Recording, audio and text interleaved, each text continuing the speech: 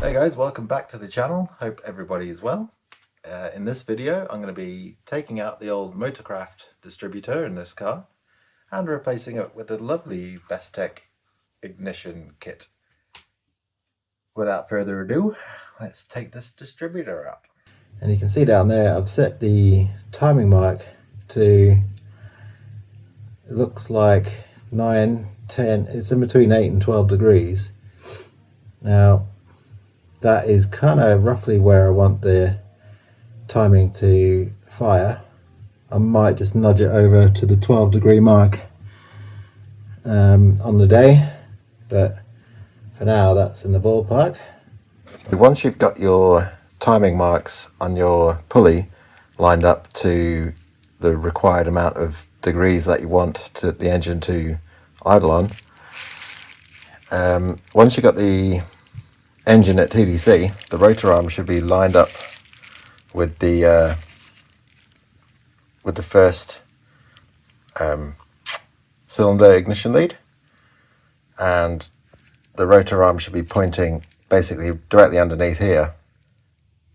So what I usually do is put a mark on the cap and on the body, so that when you're working on the distributor, even if you move the rotor arm around and you lose track of where it is, when you go to install your new distributor, you do the same thing. You put a mark on underneath the first ignition lead outlet thingy, and you also put a mark on that where it sits on the distributor body, and then before you drop your distributor into the engine, underneath this cap here, the rotor arm, the contact is lined up here with these lines. So when you drop it in, it's already going to be firing on that number one cylinder at, in my case, 10 degrees before. And one thing to note is when you do drop it in, since these gears are that shape, it's sort of, the rotor arm moves maybe about 20 degrees. So you've actually got to, you'll see when you do it, but you've actually got to position the rotor arm slightly off this mark so that when it drops in, it sits in the right place. It'll take a few tries, but you'll get it. So I've had my delivery from Bestek, and after initial confusion with the cap, I was sent the wrong one, but John very kindly knocked on my front door and gave me the correct side entry cap, so which I thought was pretty cool. This is the new electronic unit, so yeah, really nice, well made, and also of course comes with the coil here. This thing's a serious bit of kit. So it's got a real nice chunk of weight to it. It's actually heavier than the distributor. So tonight I'm just, obviously I can't fit it because I don't have the right cap. I might give it a trial fit. It comes with the clamp. But even like, just the quality of the gear down here, you can tell it's hardened steel. So yeah, I'm just going to trial fit this, probably find somewhere in the engine bay suitable for the coil. Alright, so as you can see here, I've chosen to go for the original mounting position of the coil. I know it's directly underneath the trumpets, which I was slightly concerned about, but I've been told that really, it doesn't really matter, and this is where most people install them. So it's very solid on there. I've got some M5 bolts holding it onto the inner wing. Got the regulator back in position. So I've got the wires down here.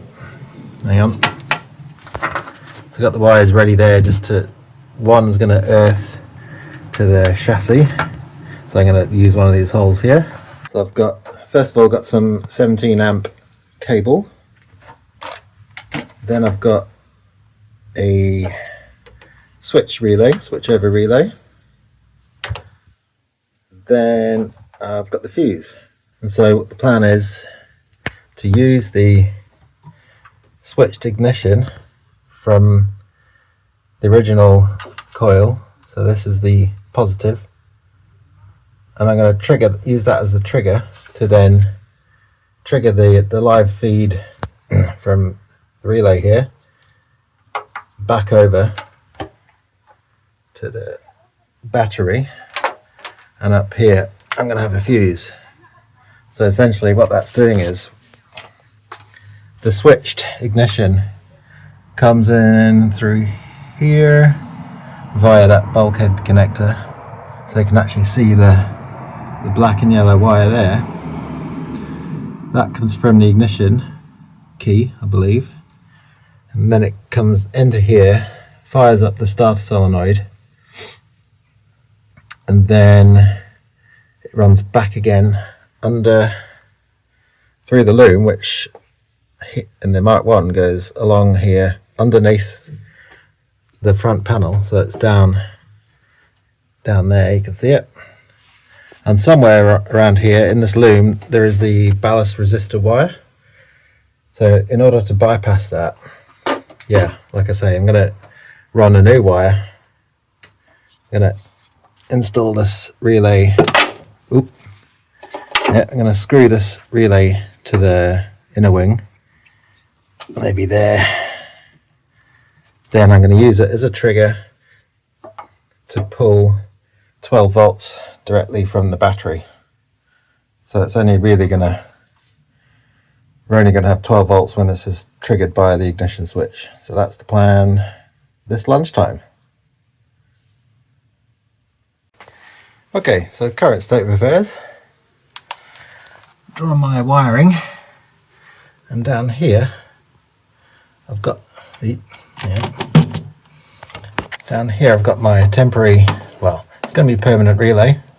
I'm going to fix it up to that inner wing there. So, but this is just purely as a test to see how we go. I've got a couple of good earths there on the inner wing for the coil and for the relay. Then this red wire is a direct feed to the battery, which goes under the front panel, and then over to here, the big fuse in it. This is going to go direct to the 12 volt supply. So it's pretty much ready to go. I know that it's going to be hard to start because there's no fuel in the float chambers, so it might take a few cranks, but I'm going to give it a go. I might just do a double check before I turn it over and we'll see what happens. Just forgot to actually connect the switched feed to the battery, so quickly do that.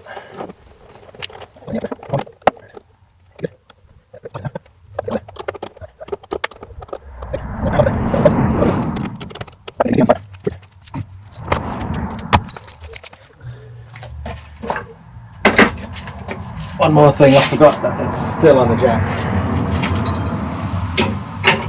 Best bring it back down to the ground.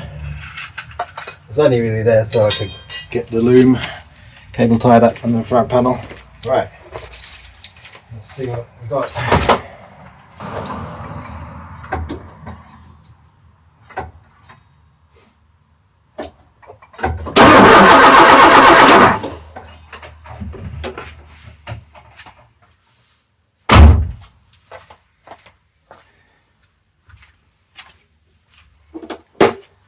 It's not going to do anything without this, is it?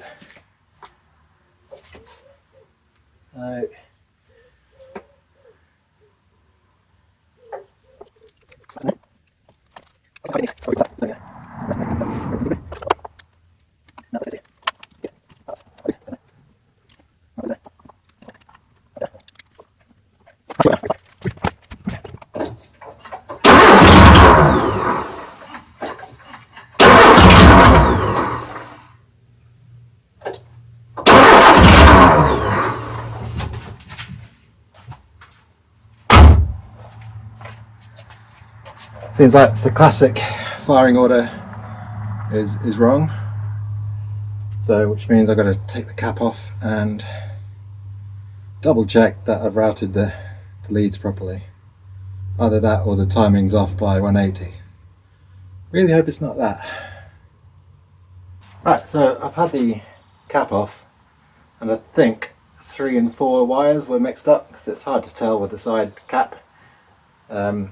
And also when you're under there, it's very easy just to get confused.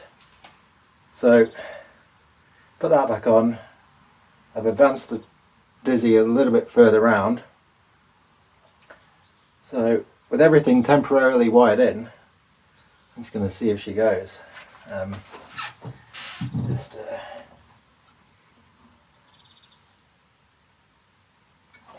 Right, here we go.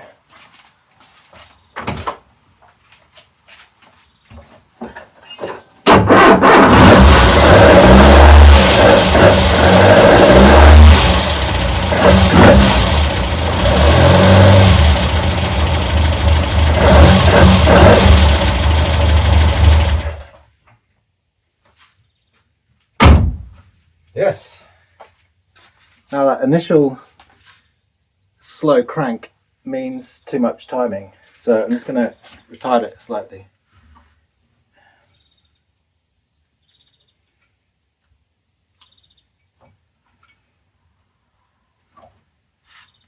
See how that sounds. That was about sort of 6 degrees.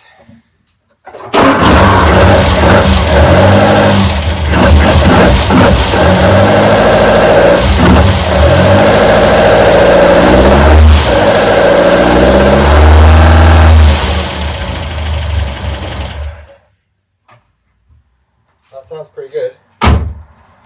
What I'm going to do next is just get the timing light on it and see where we are with the timing. So I've got my thick rubber gloves on. Doesn't hurt to be safe, because when you're touching a component that's got high voltage running through it, you'll know about it if you get shocked. So rubber gloves just helps to insulate the hands. Many years ago on my first Escort, it had a lumpy cam kind of like this, with points and condensers, and I could never get the thing to run smoothly. So one day I was playing around with the timing and I'd swung the distributor cap, and it must have arced, and I got a hell of a zap. So whenever I touch a distributor when the engine's running now, I always wear thick gloves. But yeah, let's see what the timing's doing.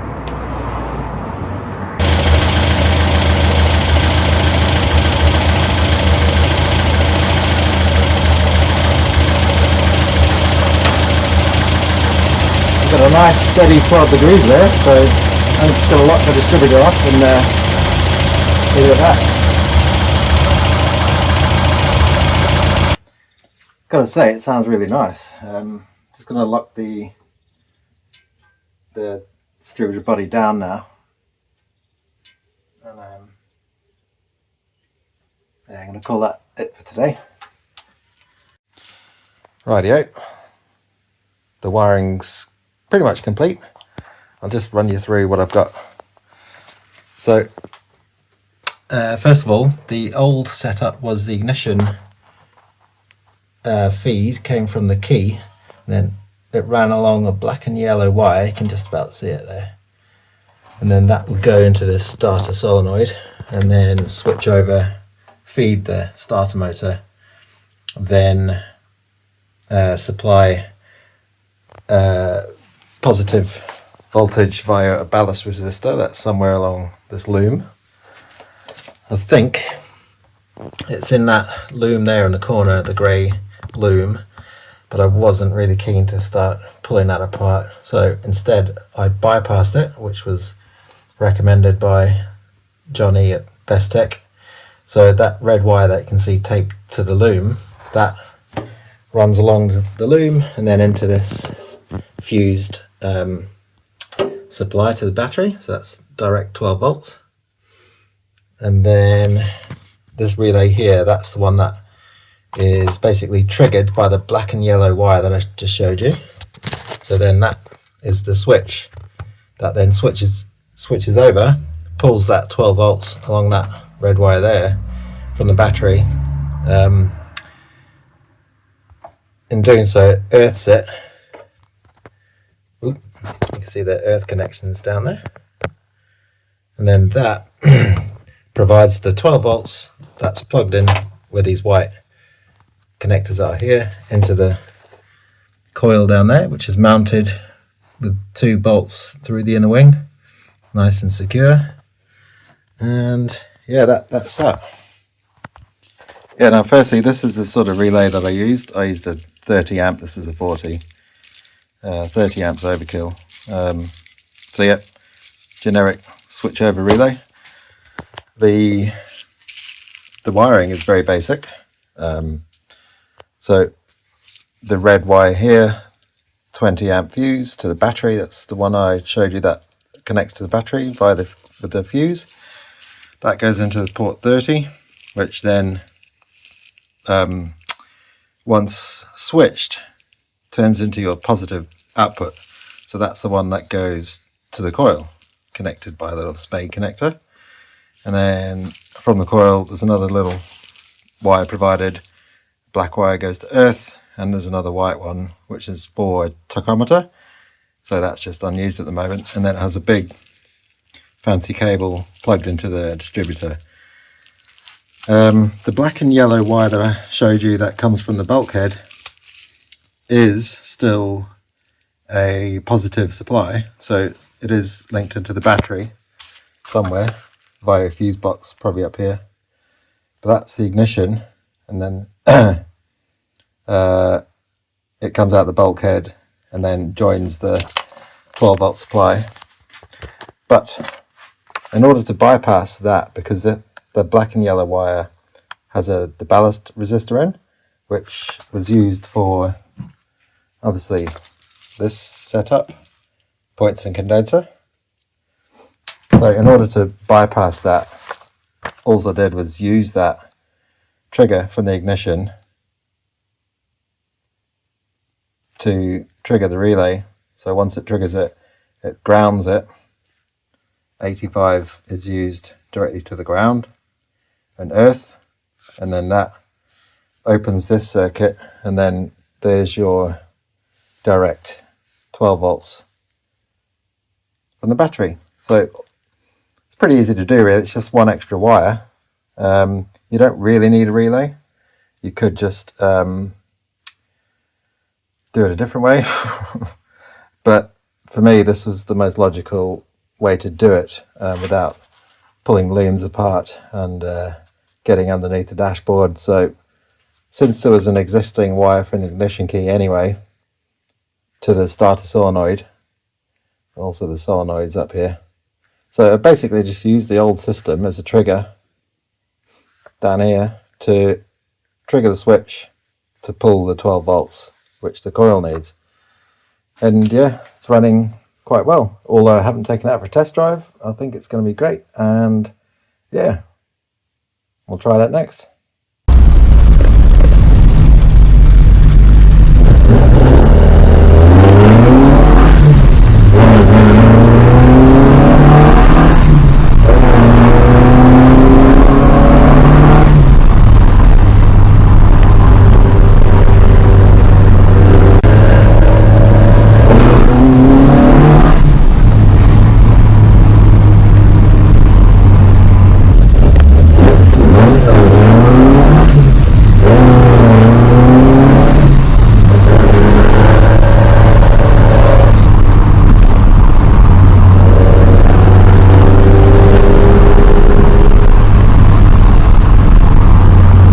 So yeah, I've taken it out for a spin. As you can see in the previous clip, drives pretty good. But I gave the car a bit of a wash and a polish, as you can see. Happy with it at the minute. It's driving well. I think the only thing I'm still dubious about is the jetting. I am going to book it in for a rolling road session at Surrey Rolling Road. I think the car deserves it. I've put a lot of time and effort into it. Hope you enjoyed the video. Thanks very much for watching. And yeah, if you've got any questions about the ignition system or the wiring or any other bits and pieces, yeah, feel free, drop me a comment. But yeah, thanks again. See you in the next one.